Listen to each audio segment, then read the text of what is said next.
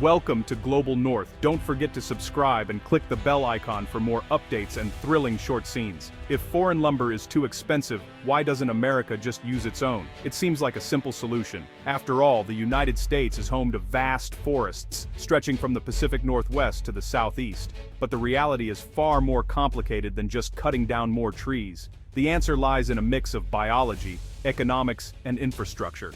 Not all wood is created equal, and the type of lumber needed for construction is specific. Plus, the process of turning trees into usable lumber is more challenging than it appears. Canadian forests are rich in softwood species like spruce, pine, and fir. These trees grow tall and straight, producing wood that is strong, lightweight, and easy to work with, making it ideal for framing homes and other buildings. Canada's climate and soil conditions are perfect for these species, allowing them to thrive and regenerate quickly.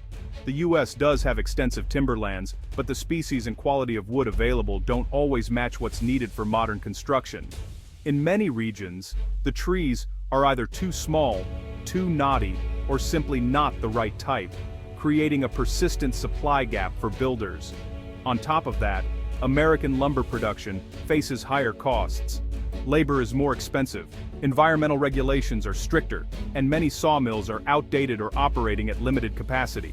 Upgrading or building new mills is a massive investment. Expanding sawmill capacity and increasing production would require billions in investment, but companies are hesitant to commit because the lumber market is notoriously unpredictable. Prices swing wildly, and demand can drop suddenly if the housing market slows. Lumber demand is closely tied to the housing market, which moves in cycles. When home building booms, lumber prices soar, but when it slows, mills can be left idle. This makes long-term investments in new capacity risky and unattractive for many companies. In the southern U.S., yellow pine is abundant, but it's not a direct substitute for Canadian softwoods.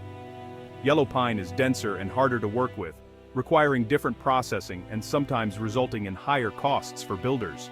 This further complicates efforts to rely solely on domestic lumber. Some suggest tariffs on imported lumber could help, but tariffs can't create the right species of trees or magically build a modern industrial base. They also can't solve the deep-seated challenges of supply, quality, and market volatility that the U.S. industry faces. The U.S. lumber industry has been shaped by decades of market forces, environmental policies, and global trade.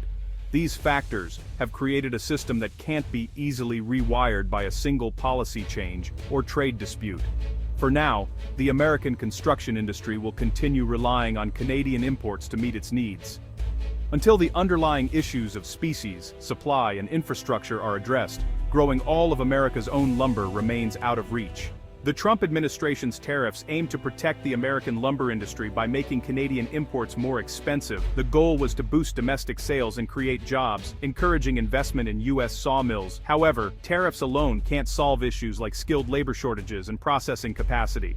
The cyclical housing market makes investors cautious about long-term forestry investments. Tariffs might help short-term, but they don't guarantee sustained demand or self-sufficiency. The strategy fell short of triggering the massive investment needed for true industry revival.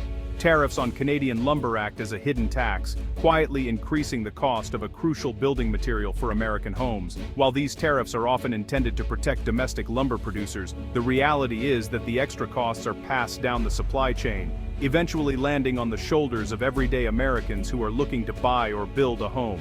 Ultimately, it's the American consumer who ends up footing the bill.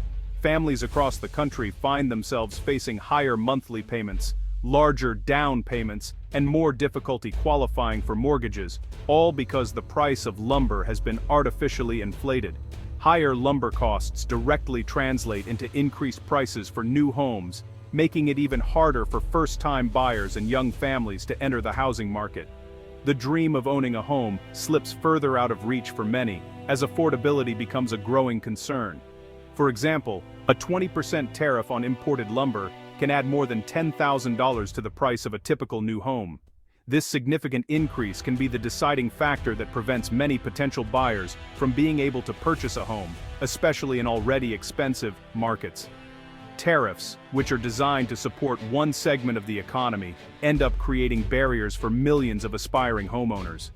The unintended consequence is that more people are priced out of the market, leading to frustration and disappointment for families hoping to settle down. And it's not just lumber. Similar tariffs on materials like steel, aluminum, and gypsum have compounded the problem, driving up the cost of nearly every component that goes into building a house. These rising material costs ripple through the entire construction industry. As a result, building material prices have skyrocketed in recent years, putting immense pressure on both builders and buyers. Contractors are forced to pass these costs along, and home buyers are left with fewer affordable options. Recognizing the impact on the housing market, the National Association of Home Builders has called on policymakers to reconsider these tariffs. They argue that stabilizing material prices is essential to making home ownership accessible for more Americans. Their ultimate goal is to keep the American dream of home ownership alive, ensuring that families across the nation can afford a place to call their own, despite the challenges posed by rising material costs and trade policies. President Trump's proposed tariffs on Canadian and Mexican goods created industry anxiety. The lack of details left businesses unable to plan, fearing impacts on Canadian lumber. A potential 50% tariff increase threatened to halt construction projects. The NAHB and industry groups lobbied to prevent further disruption and cost hikes. Their goal was to secure exemptions for critical materials like lumber. As of November 2025, Canadian lumber tariffs remain both costly and unpredictable, casting a long shadow over the North American construction industry. The ongoing trade dispute between the US and Canada has left many in the sector on edge, as negotiations continue with no clear resolution in sight. Currently, a 14.54% tariff is in place, putting significant strain on the home building sector. Builders are forced to pay more for essential materials, which in turn drives up the cost of new homes for buyers.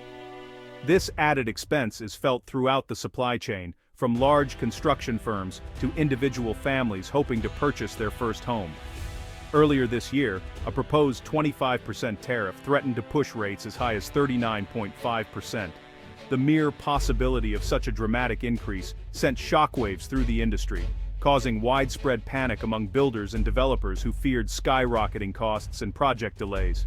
In response, industry lobbyists and trade groups mobilized quickly, meeting with politicians and government officials to advocate for relief. Their efforts paid off, at least for now, as a temporary exemption was secured, keeping the current tariff in place and averting an immediate crisis. Despite this short-term victory, the situation remains highly fluid. Lumber suppliers are still grappling with inventory shortages and volatile market prices, knowing that the threat of future tariff hikes continues to loom over the industry. The truce, while welcome, is fragile. Businesses find it nearly impossible to make long-term plans or investments, as the risk of sudden policy changes keeps everyone on edge. Many projects are paused and workers wait anxiously for clarity. Builders and suppliers alike face daily uncertainty, knowing that a single decision from policymakers could disrupt the entire supply chain overnight. Every delivery, every contract, and every conversation is tinged with apprehension. For now, stability remains elusive in the lumber market. Industry professionals continue to hope for a lasting solution, but until then, the future of home building and supply remains uncertain. The exemption of Canadian lumber from tariffs is temporary, leaving uncertainty. The trade dispute over lumber pricing and subsidies remains unresolved. Future risks include potential national security investigations into lumber imports. Companies must stay agile, monitoring trade, policy, developments. The potential for sudden policy shifts threatens market stability. Success depends on adapting to political and economic forces reshaping the market. The lumber trade war affects more than just home builders and mills. It impacts landowners, logging companies, transportation firms, and manufacturers. Businesses must invest in market intelligence to navigate trade policy changes. The unresolved conflict keeps the market in flux, threatening higher costs. For families, this means higher home prices and economic uncertainty. Trade fights intended to protect one sector make life more expensive for others. The dream of home ownership becomes more costly and uncertain.